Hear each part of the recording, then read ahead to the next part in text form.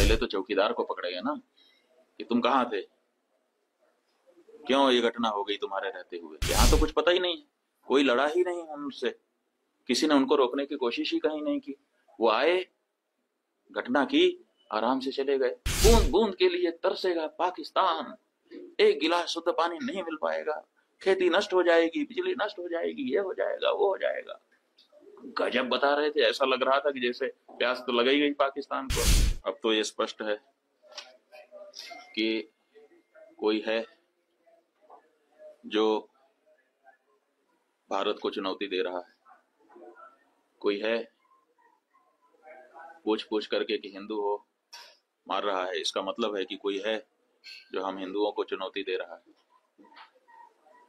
इसलिए भारत देश को चुनौती है तो भारत देश के नेताओं को, हमारी सरकार को उस चुनौती को स्वीकार करके चुनौती देने वालों को सबक सिखाना चाहिए।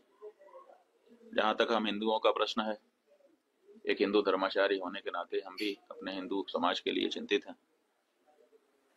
हम भी इस बारे में मंथन कर रहे हैं कि हमारी सुरक्षा कैसे सुनिश्चित हो सके, क्योंकि जो सरकारें हैं वो तो कहीं ना कहीं असफल हो रही हैं। हिंदू होने के नाते हमको मार दिया जाता है, मारने वाला सैकड़ों किलोमीटर से चल के आता है, बड़े बड़े हथियार अपने साथ लिए रहता है, एक नहीं अनेक की संख्या होती है। बाहर आराम से आ जाता है, आराम से घटना करता है, 30-40 मिनट रुक करके लोगों को मारता है, पूछता है, ये करता है, वो करता है, और फिर आराम से चला जाता है। कहाँ से आया कहाँ चला गया पता ही नहीं है। तो ये जो घटना है इसने बता दिया है कि हर हिंदू को अपनी सुरक्षा के लिए अब स्वयं सचेष्ट होने की आवश्यकता है। इसलिए हिंदुओं को इस बारे में चिंतन करने की जरूरत है, और अगर आवश्यकता पड़े तो शस्त्र शास्त्र का अभ्यास भी करना चाहिए और धारण भी करना चाहिए, ताकि आवश्यकता पड़ने पर अपनी रक्षा और अपनों की रक्षा वो कर सकें। नाम और धर्म पूछकर गोली मारी गई है। हाँ, तो वही तो स्पष्ट हो गया है कि ये हमारे विरुद्ध कार्य किया जा रहा है। सबसे समस्या ये है कि जब हमारे घर में हमने चौकीदार रखा हुआ है और हम कहीं चले गए, हमारे घर में कोई घटना होती है तो हम सबसे पहले किसको पकड़ेंगे?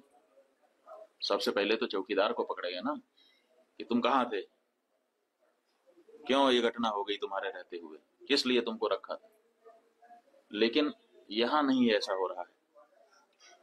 यहाँ जो है कहते तो हैं कि हम चौकीदार हैं, लेकिन चौकीदारी अगर की गई होती, हाँ चौकीदार अगर अपने काम में पक्का होता है तो उसके ऊपर आक्रमण करके उसको कोई मार दे, लेकिन फिर कहा जाता है कि इस चौकीदार ने अपना निभाया। यहाँ तो कुछ पता ही नहीं है, कोई लड़ा ही नहीं उनसे, किसी ने उनको रोकने की कोशिश ही कहीं नहीं की। वो आए, घटना की, आराम से चले गए, कहीं पर उनको कोई बाधा नहीं। कहाँ है चौकीदार? और चौकीदार के बारे में चर्चा ही नहीं हो रही है। अब कह रहे हैं हम उनको सबक सिखा देंगे, हम ये कर देंगे, हम वो कर देंगे। पाकिस्तान की धरती से आए थे।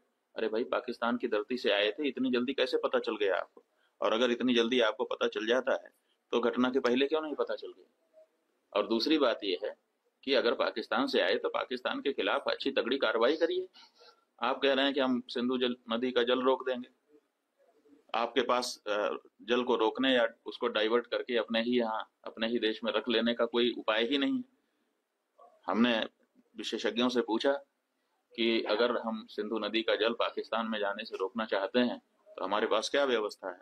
उन्होंने कहा हमारे पास कोई व्यवस्था नहीं है। अगर हम आज से शुरू करें कि ऐसी व्यवस्था हम बना ले तो पैसा कितना लगेगा वो तो अभी पूछिए ही मत। अगर पैसा पर्याप्त दे दिया जाए, पैसे के कारण एक दिन भी काम ना रुके, तब भी 20 साल लगेगा, तब हम सिंधु नदी का जल रोक पाएंगे।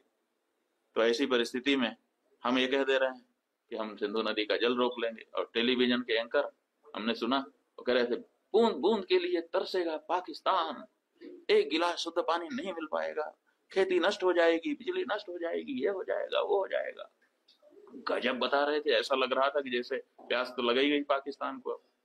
और इधर विशेषज्ञ बता रहे हैं कि हमारे पास पानी को रोक लेने का कोई उपाय ही नहीं। तो ये जो बातें हैं ये समझ से बाहर है। हमारा ये कहना है कि घटना बहुत बड़ी हुई है, इससे बहुत सारी शिक्षा समझ लेने की आवश्यकता है, सबक लेने की आवश्यकता है।